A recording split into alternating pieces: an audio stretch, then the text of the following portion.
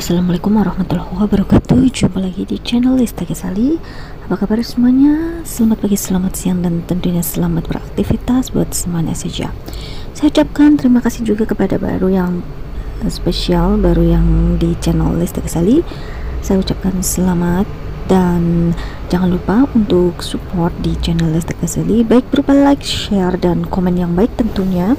Dan di kesempatan kali ini tentunya saya akan membahas ya yang lagi booming tentunya tentang pembahasan ini dari CEO dan founder Cheng Pao, itu merupakan CEO-nya Binance, yaitu market kripto terbesar ya, salah satu yang terbesar ya tentunya di dunia kripto. Nah, buat teman-teman tentunya khususnya buat para pioner juga ini perlu untuk mempelajari juga, karena ini berkaitan tentang future daripada digital atau digital currency ya, termasuk itu Binance Block juga. Nah, makanya buat teman-teman jangan sekali di skip videonya dan simak videonya sampai habis agar kita paham. Untuk sesi kali ini pembahasannya ini dibahas tidak full karena keterbatasan durasi video. Nah, silahkan langsung simak videonya, dan untuk kelanjutan videonya silahkan buat teman-teman on bell notifikasinya untuk menerima informasi kelanjutan daripada pembahasan di G20. Oke, simak videonya. Berbicara langsung kepada semua orang dan terima kasih telah melakukan ini di Bali. Anda baru saja tiba pagi ini dan bagaimana kesan pertama Anda tentang Bali? Saya sudah sering ke Bali begitu. Apa yang Anda pikirkan sejauh ini hari ini terutama mengingat G20 dan kegiatannya? Lebih sulit untuk masuk, agak sulit untuk masuk, tapi ya saya pikir saya pernah ke hotel yang sama sebelumnya. Ketika saya sedang berlibur, jadi yaitu tempat yang bagus untuk berterima kasih. Jadi ada banyak pertanyaan yang disiapkan yang tidak dapat saya jawab, tetapi sekarang saya dapat menanyakan banyak pertanyaan ini kepada Anda. Karena saya tahu ini adalah pikiran utama semua orang, dan cara saya melakukan ini cara terbaik adalah tanyakan langsung saja. Oke, tentu semuanya berjalan ya, saya bisa membayangkan pertanyaan mana yang akan muncul ya. Jadi mungkin saya akan bertanya dulu hanya kripto secara keseluruhan, apa yang terjadi di industri hari ini. Karena dalam pikiran saya rasanya seperti krisis keuangan besar tahun 2008. Saya pikir itu mungkin analogi yang akurat. Saya pikir kita baru saja melihat apa pemain yang sangat besar lainnya turun beberapa bulan yang lalu. Ada Luna 3 panah Luna besar 3 jam lebih kecil, dan kemudian dengan South CS Voyager bahkan lebih kecil, tapi kemudian FTX besar.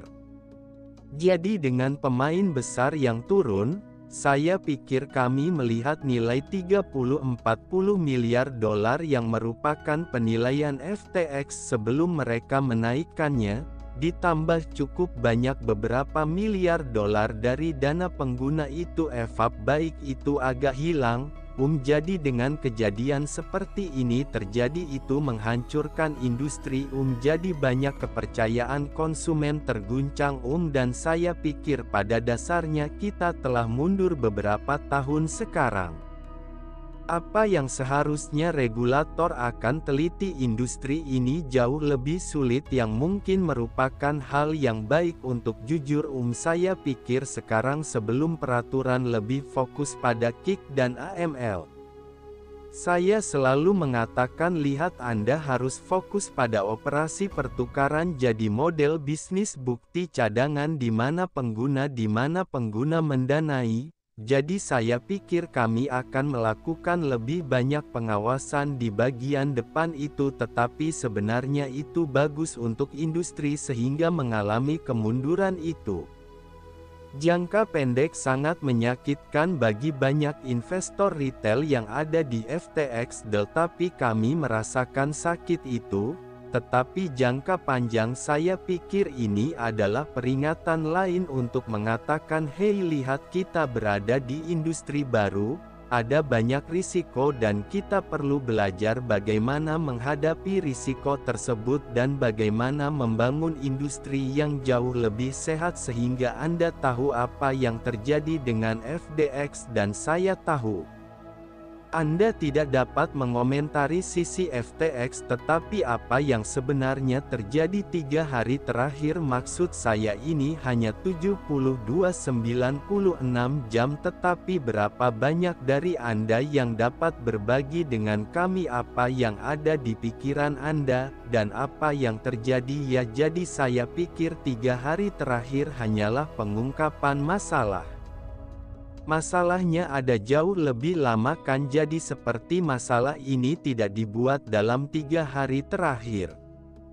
Jadi pada dasarnya kami memiliki pertukaran FTX yang menyalahgunakan dana pengguna yang menyalahgunakan mereka mengambil dana pengguna untuk melakukan hal lain dan saya pikir pemicunya seperti seminggu yang lalu ada artikel Coindesk dan kemudian saya tim bilang baiklah hai CZ kita masih punya ini kita jalan sakit punya banyak koin FTT seperti apa yang harus kita jual pasti mengapa tidak jadi keesokan harinya ada transaksi besar yang dilaporkan oleh Wire Alert mengatakan bahwa FTT senilai 580 juta dolar AS itu ditransfer ke Binance.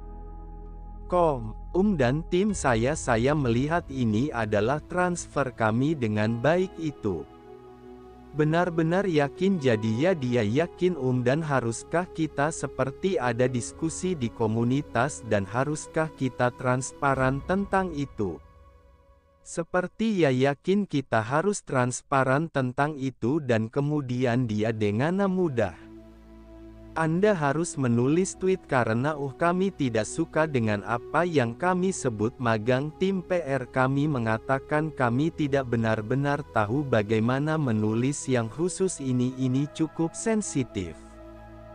Jadi saya sebenarnya baru saja keluar untuk bertemu dengan 2 teman saya yang sebenarnya juga datang ke Indonesia. Sekarang saya sedang dalam perjalanan untuk bertemu dengan mereka dan kemudian jadi saya hanya menulis tweet dalam beberapa menit.